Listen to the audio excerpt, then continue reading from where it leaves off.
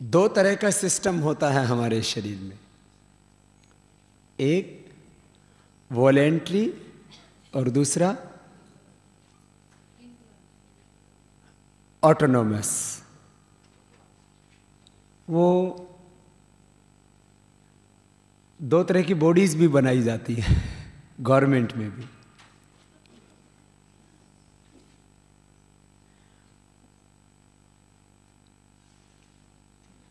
एक शरीर में खुद क्रियाएं चल रही हैं, एक हमारे प्रयत्न पूर्वक चलती है।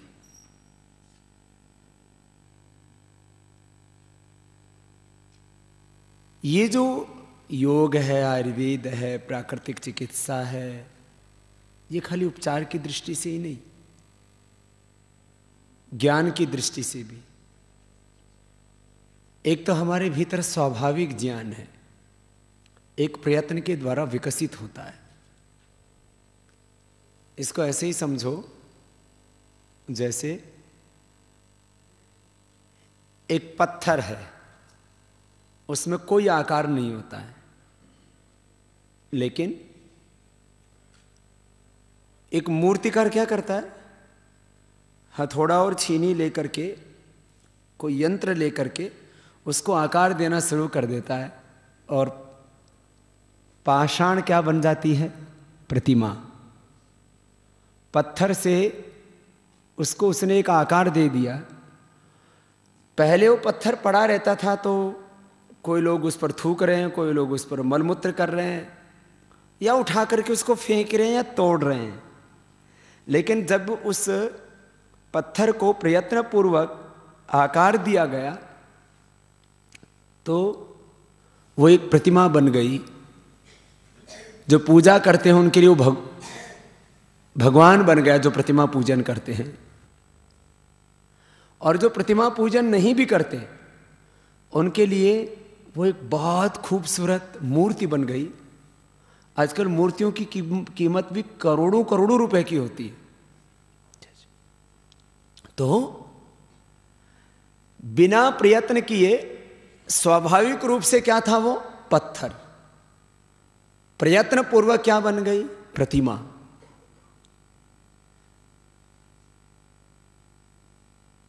एक खेत है, स्वाभाविक रूप से उसमें क्या पैदा होता है, घास, और खराब चीज भी पैदा हो सकती है, भांग भी पैदा हो सकता है, धतूरा भी पैदा हो सकता है, आखा भी पैदा हो सकता है, उसमें जहर भी पैदा हो सकता है। प्रयत्न पूर्वक क्या किया हमने उस खेत में, खेती। तो खेती बाड़ी करके हमने क्या किया, शाक सब्जियां, फल, केसर, गन्ना, क्या क्या नहीं पैदा कर सकते खेत में।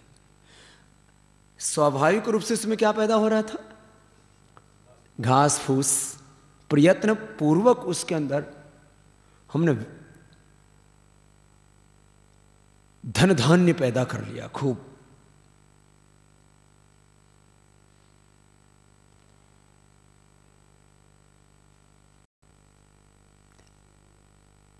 ऐसे ही एक अनपढ़ आदमी को बेकार थोड़ी होता है, लेकिन अनपढ़ आदमी वो नहीं कर सकता जो पढ़ा लिखा कर सकता है। एक पढ़े लिखे व्यक्ति में जिसकी अंतः प्रज्ञा जागृत हो गई हो, चाहे वो आध्यात्मिक हो या भौतिक हो, आध्यात्मिक रूप से जिसकी अंतः प्रज्ञा जागृत हो गई, वो बहुत बड़ा सन्यासी, बहुत बड़ा योगी, और उसके साथ हजारों लाखों नहीं करोड़ों लोग खड़े हो जाते हैं। और यदि इसको भौतिक रूप से कहो तो उसकी अंतः प्रज्ञा इतनी विकसित हो जाती है, बहुत बड़ा डॉक्टर, वैज्ञानिक, साइंटिस्ट हो जाता है, तो सारी दुनिया में क्रांति कर देता है। चाहे वो ऑटोमोबाइल क्रांति है, चाहे वह दूर संचार क्रांति है,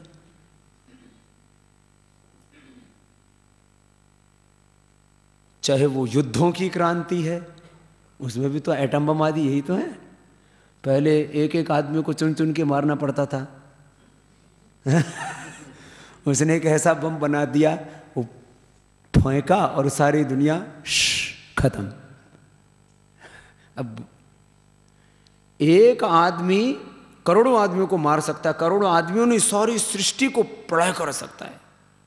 माने इस पर जीव नाम की चीज नहीं दिखेगी जो इस रूप में। सूक्ष्म जीव तो बचेंगे, बैक्टीरिया तो उसके बाद में ग्रो होते हैं, लेकिन पेड़ पौधे नहीं दिखाई देंगे।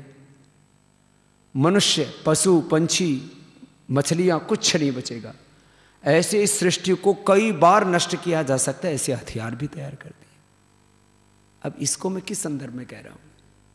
आप योग क्यों करो? बिना योग किए आदमी कोई मर जाता है क्या? कपालभाति, अनुलोम विलोम ना करने वाले, योगाभ्यास ना करने वाले भी तो जिंदा हैं, लेकिन वो ऐसे ही हैं जैसे बंजर खेत, जैसे बिना घड़ा पत्थर, जैसे बिना पढ़ा इंसान। ऐसे ही योग न करने वाला, जड़ी बूटियों का उपयोग न करने वाला, प्राकृतिक चिकित्सा न लेने वाला, ये योग, आयुर्वेद, ये प्राकृतिक चिकित्सा, ये विशेष प्रकार की साधनाएं, ये ऐसे ही हैं जैसे कि पाषाण से प्रतिमा गढ़ते हैं। इतना सा है। नहीं तो बहुत लोगों को लगता है कपालभाति नहीं करते, अनुलोम विलोम नहीं करते, योगाभ्यास नहीं करते, सुबह जल्दी नहीं जागते, सदाचार का जीवन नहीं जीते, साकार नहीं करते, वो भी तो जी रहे। अरे हम कब कह रहे हैं कि मर गए सब? सब जिंदा हैं, लेकिन वो बिना घड़े पत्थर जैसे हैं। वो प्रतिमाएं नहीं है, वो पूजे नहीं जाते हैं, उनको अर्घ्य अर्पित नहीं होता है।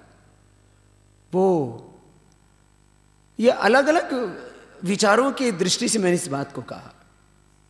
उनकी जीवन विकसित नहीं होते हैं, पुलकित नहीं होते हैं, उनकी जीवन ऐसे नहीं महकते। अब जैसे अब एक खेत पड़ा है और उसमें एक में क्या बो दिया, सबसे ज्यादा दुर्गंध किस में आता है? सबसे ज्यादा घटिया दुर्गंध। हाँ, तो ऐसे कई पौधे होते हैं जिनमें बहुत बांस आती है, इतनी दुर्गंध आती है, आप उसको सूंघ भी नहीं सकते ऐसे। और उसमें किसी ने केसर बो दिया, किसी ने उसके अंदर गुलाब बो दिया, किसी ने उसके अंदर मोगरा बो दिया, और कुछ ही नहीं आया तो बोले रात की रानी बो दी। तो भी इसके पड़ोस से भी कोई गुजरेगा तो खुशबू आएगी। भाई बहनों, ये छोटी सी बात है, लेकिन बड़ी बात है। जीवन बहुत कम लोगों को समझ में आता है।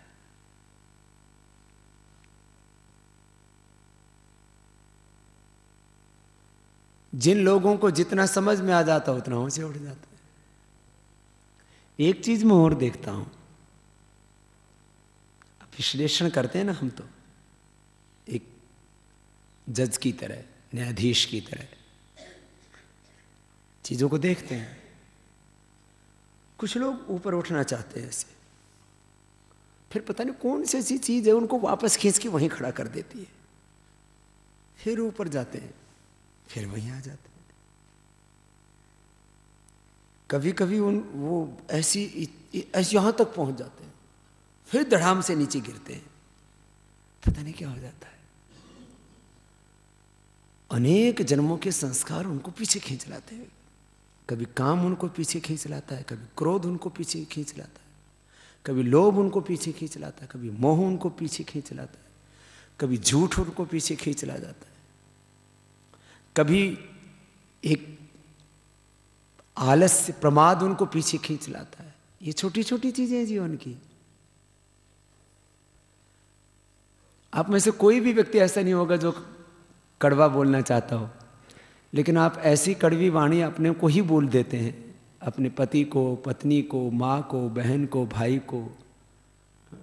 बहुत से गुरु अपने शिष्यों को और बहुत से शिष्य अपने गुरु को ऐसी बात बोल देते हैं, सब पानी में मिला देते हैं। गुरु कहते ये कैसे, पता नहीं, समझ ही नहीं आता इनको। एक छोटी सी बात आदमी को यहां से यहां गिरा देती है।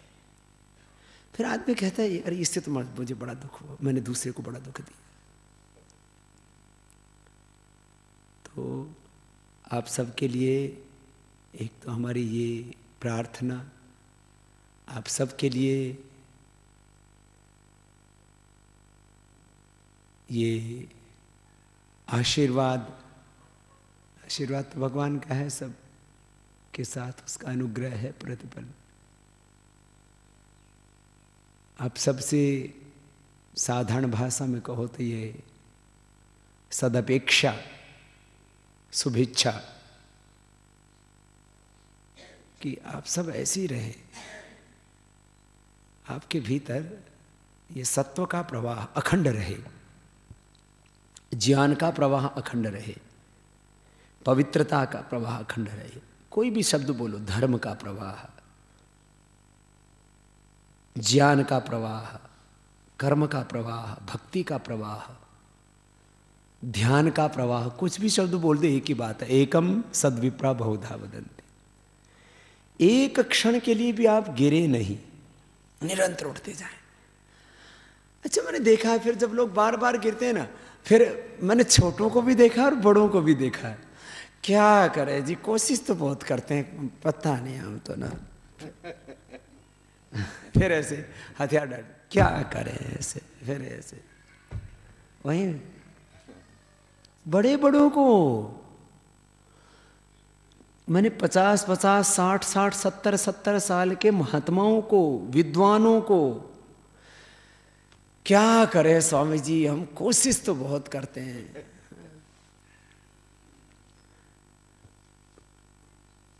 लेकिन हम फेल हो जाते हैं। अलग अलग तरह से लोग बात करते, क्या करें स्वामी जी, फेल हो जाते हैं। और बीच बीच में उन्हीं लोगों को मैंने ये भी कहते सुना कि स्वामी जी अब बहुत आनंद में है। मैंने कहा ठीक है जी, यही स्थिति आपकी निरंतर बनी रहे। फिर वही आदमी जो 10 साल पहले कह रहा था बस मुझे ऐसा लगता है कि मुझे जो जिंदगी में पाना था मैंने पा लिया, संस्कृत में बोलते प्राप्तम प्रापणीयम, क्षीणाः क्षेतव्या क्लेशाः, छिन्नाः सृष्ट पर्वाभाव संग्रमाः, यस्य अविच्छेदात जायते जनित्वाच म्रियते। ऐसा हम एक जैसे कहते हैं ना, हम जैसे अभी देखो, मैं आप सबके लिए कह रहा हूँ, अपने लिए नहीं कह रहा हूँ। अभी आप देखो अपने अंदर ढूंढो, कहीं आपके भीतर हिंसा का भाव है, गुस्सा है, क्रोध है, आक्रोश है, कोई प्रतिक्रिया है, कोई रिएक्शन है? No reaction, no violence, no lust, no ambition, no competition, कुछ भी नहीं है। देखो सच्ची ये मैं इसको थोड़ा सा कुछ कहना चाहता हूँ, हमारे भीतर इसका मतलब हिंसा नहीं है, ठीक है। अभी झूठ बोलने की किसी की इच्छा है? किसी को तो योग कहते हैं अहिंसा, सत्य। झूठ बोलने की इच्छा है किसी की? बोलना चाहते हो? नहीं, अच्छा कोई बात नहीं। अहिंसा सत्य, अभी मैं आपको योगी बनाने वाला हूँ। अहिंसा सत्य हो ही आप, अहिंसा अस्ते। कोई चोरी करने की इच्छा है कि इसका उठा लो कुछ, इसका मोबाइल अच्छा है, इसके कोई कानों में हाथों में जो कंगना है, गहना है, वो मुझे मिल जाए? हाँ ब्रह्मचारी हो, कुछ इच्छा है? और साहब हमें क्या मतलब इनसे, कोई किसी के कंगना से, किसी के गहने से, किसी को रोड़ा था वो मेरे पास भी एक हो जाए, किसी की इच्छा नहीं है ना? ठीक है, इसका मतलब अहिंसा सत्य अस्ते। आप इसका मतलब आप हिंसक नहीं हो, आप झूठे नहीं हो, ठीक है, आप चोर नहीं हो, ब्रह्मचर्य। आपके मन में कोई विकार नहीं है, इतनी पवित्रता है। मातृवत परदारेषु प्रद्रव्येषु लोष्ठवत आत्मत्सर्वभूतेषु यः पश्यति स पश्यति स पंडिता। आपके भीतर कोई विकार नहीं है। यहाँ पूरी दुनिया में हो रहा है, दुराचार बढ़ रहा है, व्यभिचार बढ़ रहा है, नाचार बढ़ रहा है, अनीति बढ़ रही है, विद्रूपता बढ़ रही है, कदाचार बढ़ रहा है, ऐसे बार बार शब्द सुनते हो। मैं भी भीलों में गया, उनको यही नहीं पता ये दुराचार होता क्या है, क्योंकि वो कभी वो सोचते ही नहीं इस बारे में। जैसे आप लोग कभी दारू पीने की सोचते हो? बस ये स्वाभाविक है। ऐसे ही कोई गलत काम करने की सोचते ही नहीं। अहिंसा, सत्य, अस्तेय, ब्रह्मचर्य, अपरिग्रह। आपको लगता है कि मेरे पास ये हो जाए, वो हो जाए, ऐसा हो जाए, है? आप भी नहीं सोचते, मैं भी नहीं सोचता, सच्ची बात है। सुचिता, अभी कोई गंदा तो नहीं बैठा ना? किसी कोई कहाँ गंदा है, सब कपड़े ठीक है, किसी के सब सुचिता ही है, तन की, मन की, विचार की, सब शौच, संतोष। कोई किसी के मन में आग तो नहीं किसी चीज की कि भाई भगवान मुझे ये नहीं मिला, वो नहीं मिला। अरे भाई, जीने के लिए 2 गज जमीन, पहनने के लिए 2 कपड़े, खाने के लिए 2 रोटी मिल रही नहीं, इससे ज्यादा आदमी को जो होता है वो एक्स्ट्रा होता है। एक्स्ट्रा कितना हो सकता है? वो इतना भी हो सकता है, वो इतना भी हो सकता है, और वो सारे ब्रह्मांड जितना भी हो सकता है। अतिरिक्त तो कभी व्यक्ति को मिलता नहीं, अतिरिक्त की तृप्ति होती नहीं, और जितना एक नितांत आवश्यकता है उसकी पूर्ति में कभी कोई बाधा आती नहीं, तो संतोष ही है। तब जहां जी रहे वहां अपने कर ही रहे हैं आनंद से पुरुषार्थ। और स्वाध्याय इसको बोलते हैं आत्मनिग्रह। एक क्षण के लिए भी आत्मभाव की विस्मृति ना हो। और स्वाध्याय ईश निधान, ये भाव एक क्षण के लिए भी ना टूटे। अब अभी सोचोगे तो ये भाव बन जाएगा आनंद से पुरुषार्थ। और स्वाध्याय इसको बोलते हैं आत्मनिग्रह। एक क्षण के लिए भी आत्मभाव की विस्मृति ना हो। और स्वाध्याय ईश निधान, ये भाव एक क्षण के लिए भी ना टूटे। अब अभी सोचोगे तो ये भाव बन जाएगा। देखो मैं अभी आपसे कहता हूं, मस्तिष्क में जाने का, ज्ञात शक्ति का दिया हुआ है, आंखों में देखने की शक्ति। मैं हाथ भी ऊपर उठा रहा हूं तो एक अदृश्य शक्ति ने मुझे वो ऊर्जा दी है, नहीं तो वो अपनी शक्ति खींच ले तो हाथ नीचे आ जाएगा, वाणी से बोलना बंद हो जाएगा। यत् चक्षुषा न पश्यति येन चक्षुंसि पश्यति, यत् वाचा अनुभिद्यतम येन वाक् विद्यते, यत् श्रोत्रेण शृणोति येन श्रोत्रमदृश्यतम, येन मनसा न मनते येन आहोर्मनोमतम, तदेव ब्रह्म त्वं विद्धि नेदम यदिदम उपासते। ये सत्य है, ज्ञान हो जाए तो चलो अब ये हो गया। ये बात सही है ना, जितने अभी तक मैंने बात की? तो आप सब योगी हो। आप क्या हो बोलो? और ये योग की स्थिति आपकी अभी बनी हुई है, अभी बनी हुई है, ये टूटनी नहीं चाहिए बस। और जैसे ही इस हॉल के बाहर निकलते हो टूट जाती है।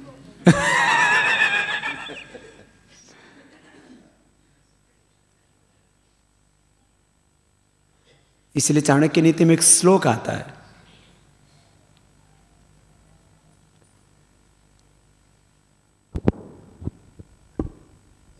गुरु के सानिध्य में, शमशान में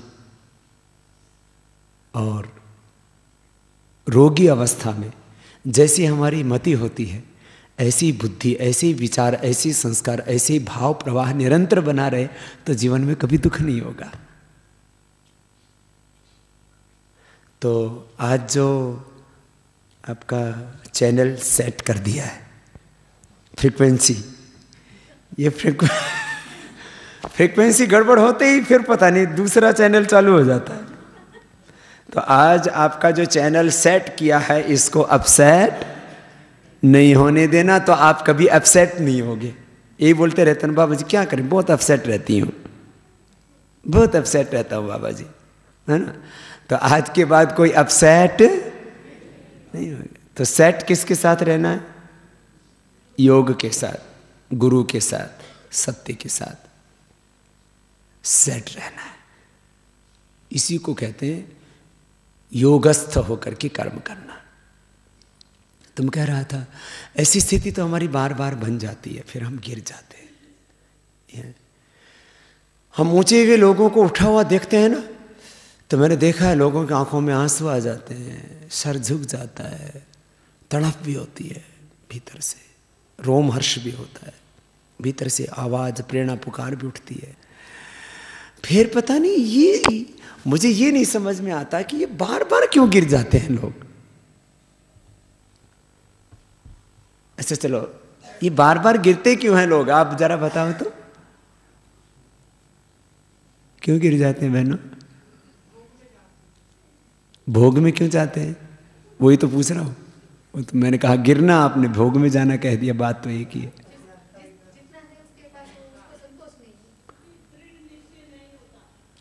दृढ़ निश्चय नहीं होता, समझ में तो आ जाता है, फिर गिर जाते हैं। तो ज्ञान एक बार, अभी एक ने कहा अज्ञान के कारण से, तो ज्ञान तो हो गया, फिर अज्ञान क्यों आ जाता है? अंदर से आ जाता है, निरंतरता नहीं रहती। हाँ, निरंतरता स्थिरता, निरंतरता स्थिरता एक ही बात है, क्यों नहीं रहती है?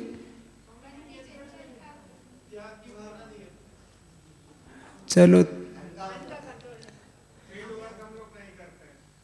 फील्ड वर्क नहीं करते,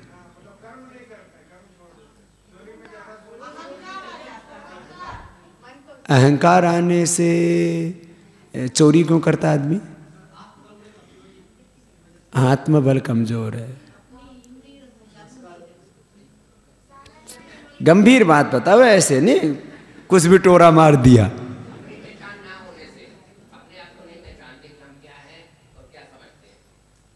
तो हम क्या हैं?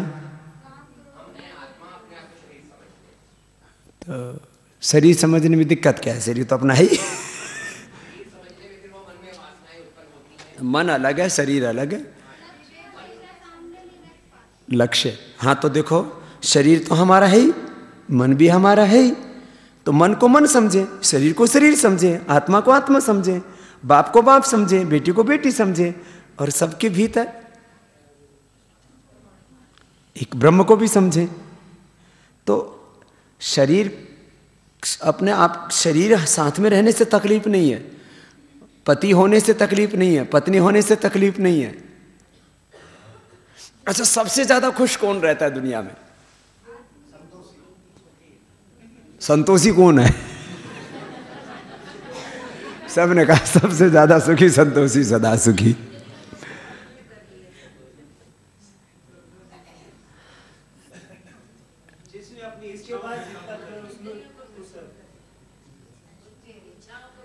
हाँ, मैया ने एक बात बहुत अच्छी कही, सबसे ज्यादा खुश बच्चे रहते हैं, ना उनकी इंद्रियां कंट्रोल में है कि आउट ऑफ कंट्रोल, उनको पता ही नहीं। बस एक चीज की थोड़ी सी कमी रहती है उनमें, ज्ञान का स्तर बहुत ऊंचा नहीं होता है, फिर भी मस्त रहते हैं। और यहाँ पढ़े लिखे जितने, उतने ही ज्यादा परेशान। ये मैंने साइंस, मैथमेटिक्स, फिजिक्स, केमिस्ट्री, ये सब पढ़े हुए भी, और वेद शास्त्र पढ़े हुए भी मैंने देखे, वो भी परेशान है। तो क्या है ये? बच्चे जो है ना कितने खुश रहते हैं ना।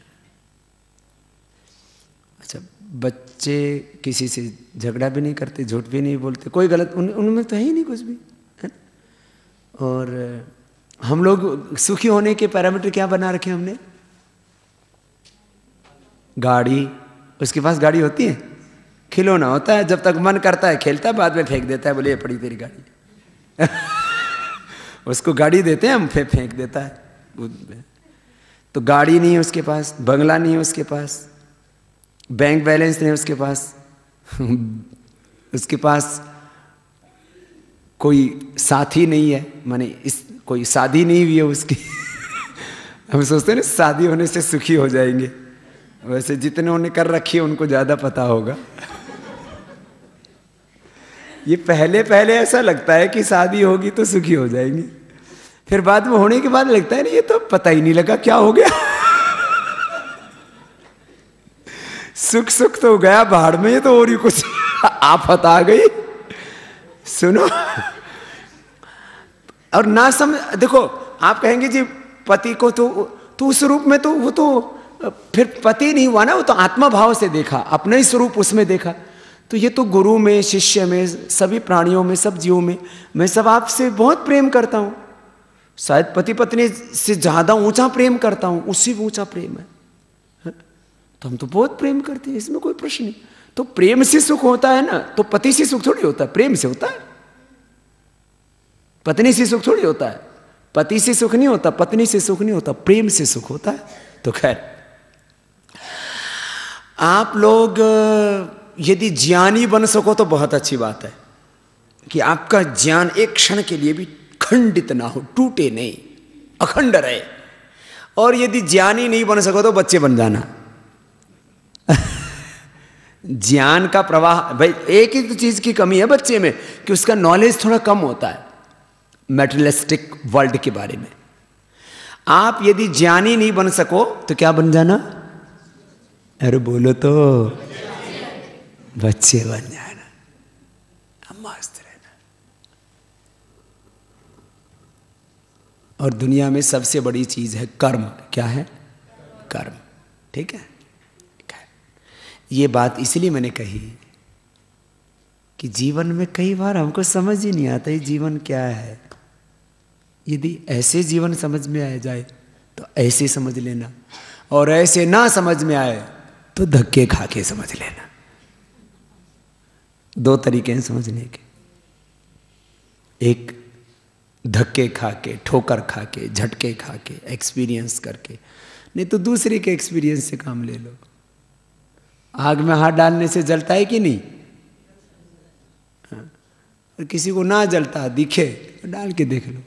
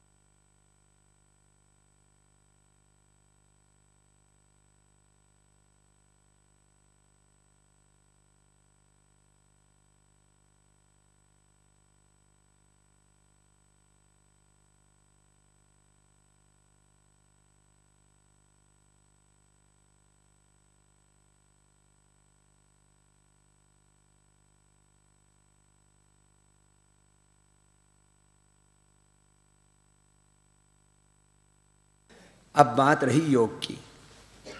योग से ये तो प्राणायाम की प्रक्रियाएं तो आधा आधा घंटा किया करो, है ना। ये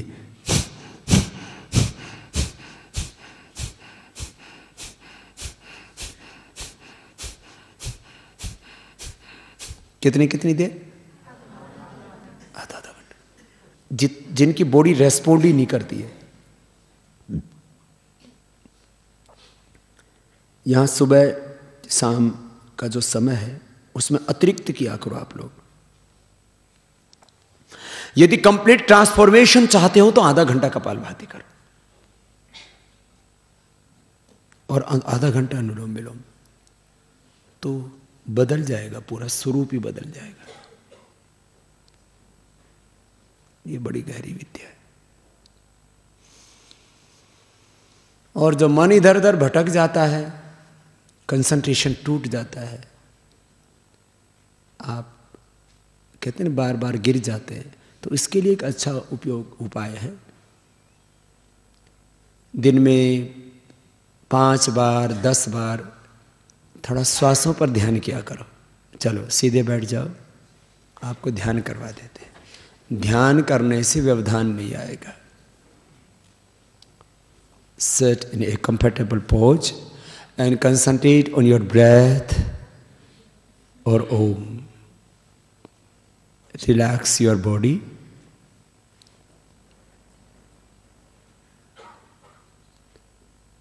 आंखें बंद करके close your eyes.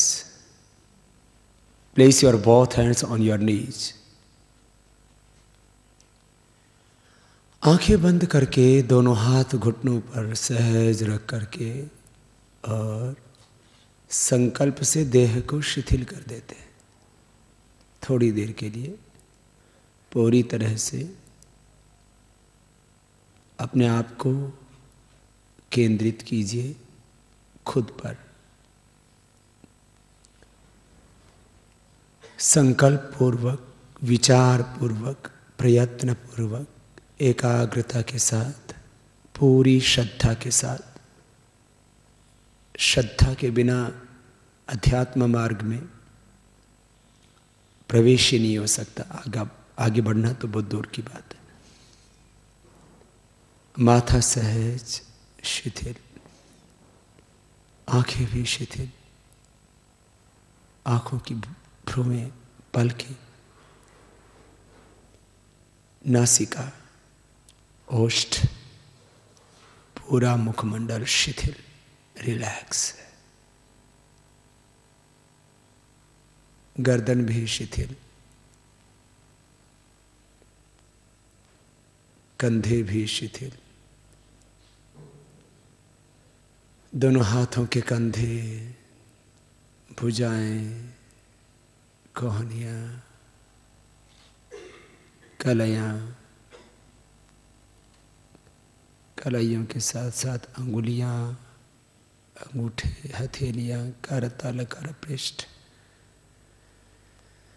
हाथ पूरे शिथिल। लंबे लंबे सांस लेते रहें, सहज, दीर्घ और सूक्ष्म, बिना ध्वनि के।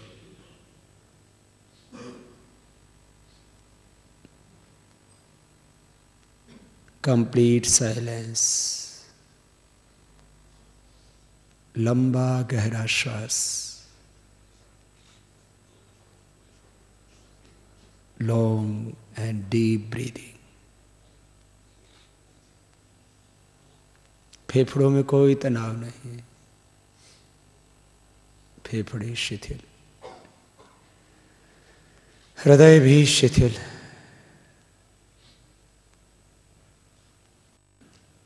नाभिमंडल शिथिल, लिवर, स्प्लेन, इंटेस्टाइन, पैनक्रियास, सब कुछ रिलैक्स।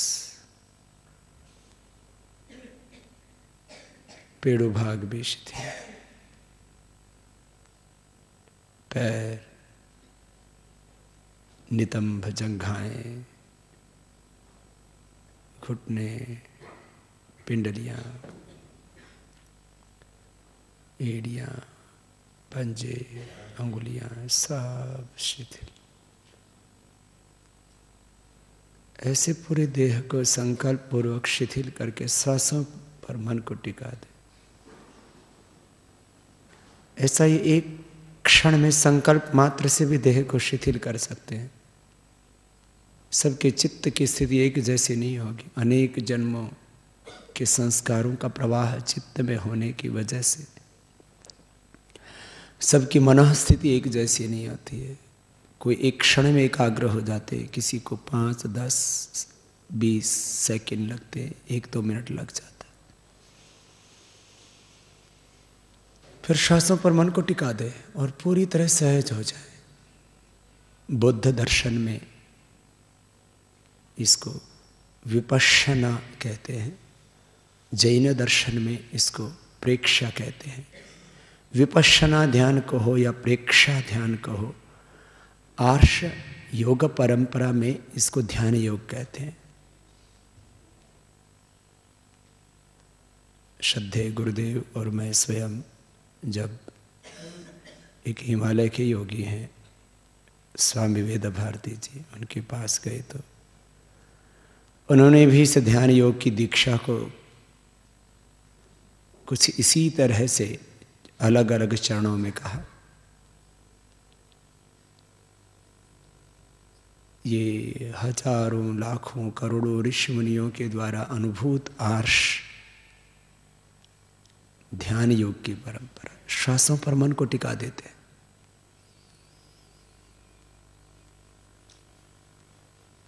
और पूरे शरीर को शिथिल कर देना, इस प्राण शक्ति को नासिकाग्र से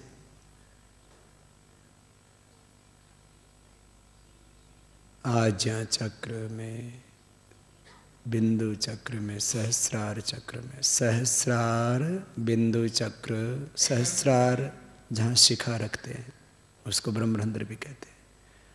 बिंदु चक्र, ललना चक्र या गुरु चक्र जहाँ तिलक लगाते हैं, और दोनों भ्रुवों के मध्य नासिका के ठीक ऊपर ये आज्ञा चक्र, सहस्रार गुरु चक्र, आज्ञा चक्र से लेकर के विशुद्धि चक्र, हृदय चक्र, मणिपुर, स्वाधिष्ठान और मूलाधार चक्र तक इस प्राण की गति के आरोहण और अवरोहण को, इसको सृष्टि क्रम और संहार क्रम भी कहते हैं।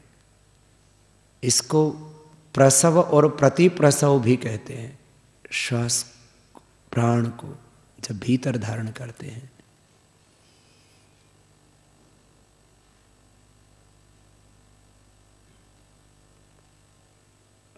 और बाहर छोड़ते हैं,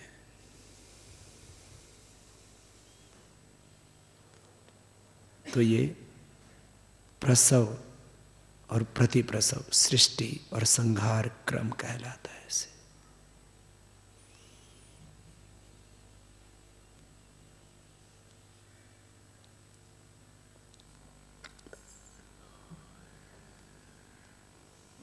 सहस्रार से लेकर के मूलाधार तक इस प्राण के संस्पर्श को भीतर तक अनुभव करना, इसको ध्यान योग कहते हैं।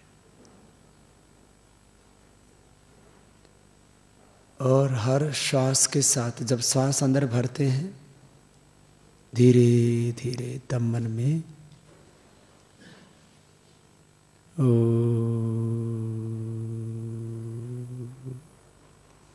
मन ही मन ओम का जाप, लंबा गहरा, इसलिए उसको प्रणव कहा। ओंकार की साधना जब गहरी होती है तब वो प्रणव कहता है। इसलिए प्रणव की उपासना सब जगह कही है। उपासना के रूप में प्रणव, मूल रूप में वह ओंकार है। प्रणवो धनो शरोष्यात्मा तस्य वाचका प्रणवाः तज्जपस् तदर्थ भावनम।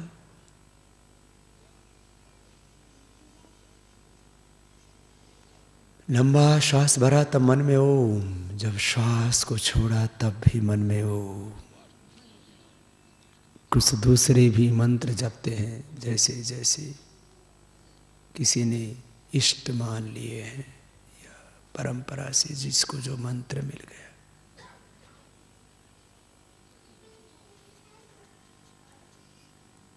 श्वास को भीतर भरा तब मन में ओम, श्वास को छोड़ा तब मन में ओम।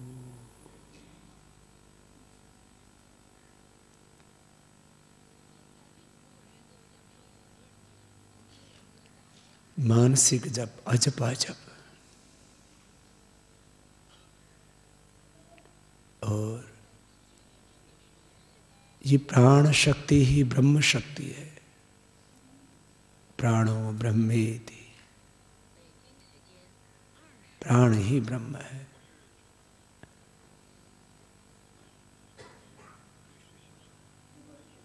तो प्राण शक्ति ब्रह्म शक्ति से मेरे शरीर की प्रत्येक कोशिका, मेरा रोम रोम उस ओंकार के ओम की प्रकाश से, ज्योति से, आलोक से प्रकाशित।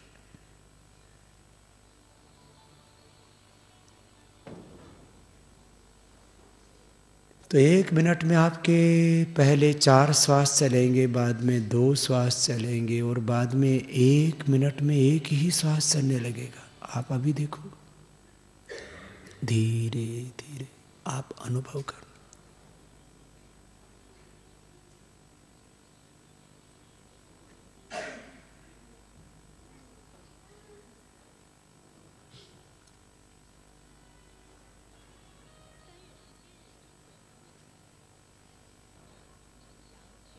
जब श्वास को साक्षी होकर देखते हैं तो इतना लंबा समय लग जाता है। करीब आधा मिनट में श्वास को लेते हैं और करीब आधा मिनट में श्वास को छोड़ते हैं। प्रयत्न पूर्वक नहीं, सहज। जब जितने एकाग्र होते जाएंगे, श्वासों की गति दीर्घ और सूक्ष्म होती जाएगी। इसी को महर्षि पतंजलि कहते हैं। भाई अब अभ्यंतर स्तंभ वृत्तिर देश काल संख्या भी परिदृष्ट दीर्घ सूक्ष्म।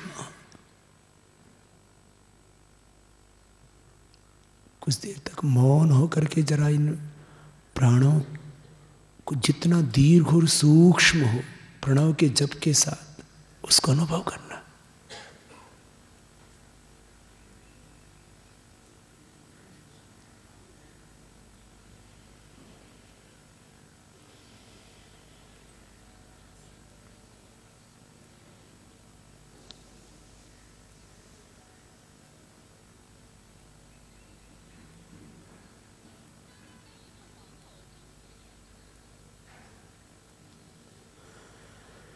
श्वास जब भीतर जाएगा तो आपको मूलाधार चक्र तक की गति का अनुभव होगा। श्वास बाहर छोड़ोगे तो मूलाधार स्वादिष्ठान मणिपुर से लेकर के, श्वास बाहर छोड़ोगे तो मूलाधार स्वादिष्ठान मणिपुर से लेकर के सभी चक्रों में एक सिकुड़न का महसूस अनुभव होगा आपको। खुद आप उसको अनुभव कीजिए।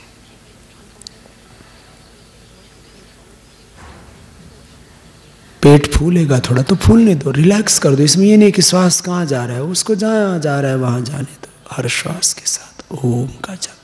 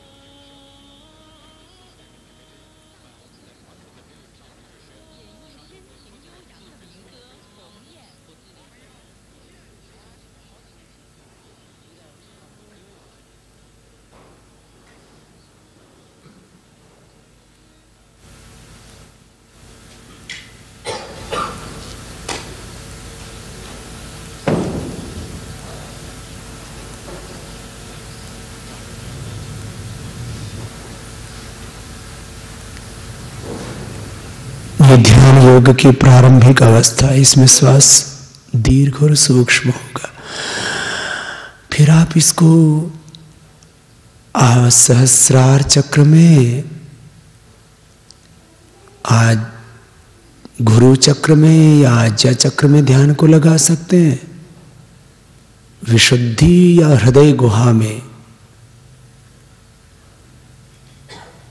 दोनों स्तनों के मध्य हृदय गुहा में।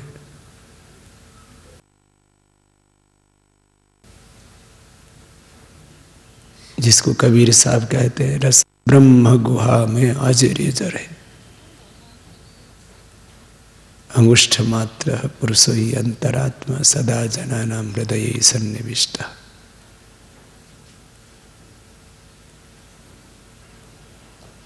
फिर नासिकाग्र पर भी ये धारणा थी, यथा विमध्यानाद, वह दूसरा केंद्र बना लिया, कोई बात नहीं।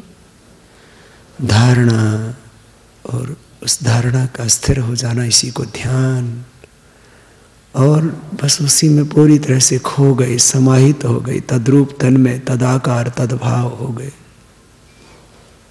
इसको समाधि, देश बंध सिद्ध सिद्धारण तत्प्रत्येक धारणता ध्यानम तदर्थमात्र निर्भासम स्वरूप शून्य में समाधि प्रेम एकत्र संयम तज्ञात प्रज्ञान होगा तस्य भूमिश्वर होगा प्रातिभात वासर।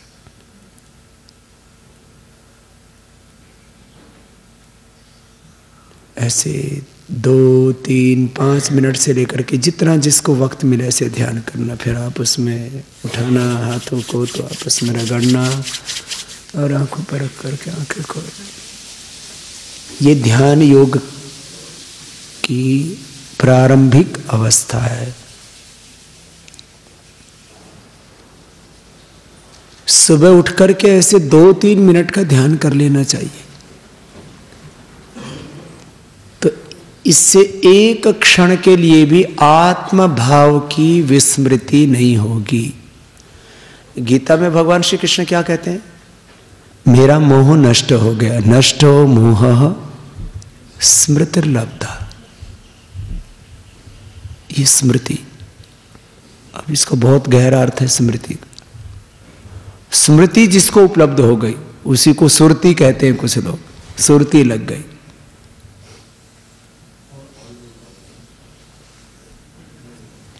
तो ये कब करना है ध्यान? सुबह उठते ही, शाम को सोते समय, और कोई भी बड़ा काम करते समय आप ये ध्यान कर लेना। तो आज की बात को यहीं पूरा करते हैं कि सब ऐसे ध्यान लगाना और ध्यान से काम करना, तो काम क्या हो जाएगा? कर्म योग। ध्यान से पढ़ना तो क्या हो जाएगा? ज्ञान योग। और ध्यान से सब संबंधों को निभाना प्रेम पूर्वक तो भक्ति योग। और जीवन को जीना ऐसे आनंद से तो क्या हो गया? सहज योग। समझ में आ जाए तो ऐसा कर लेना, ना समझ में आए तो ठोकर खा करके जी लेना।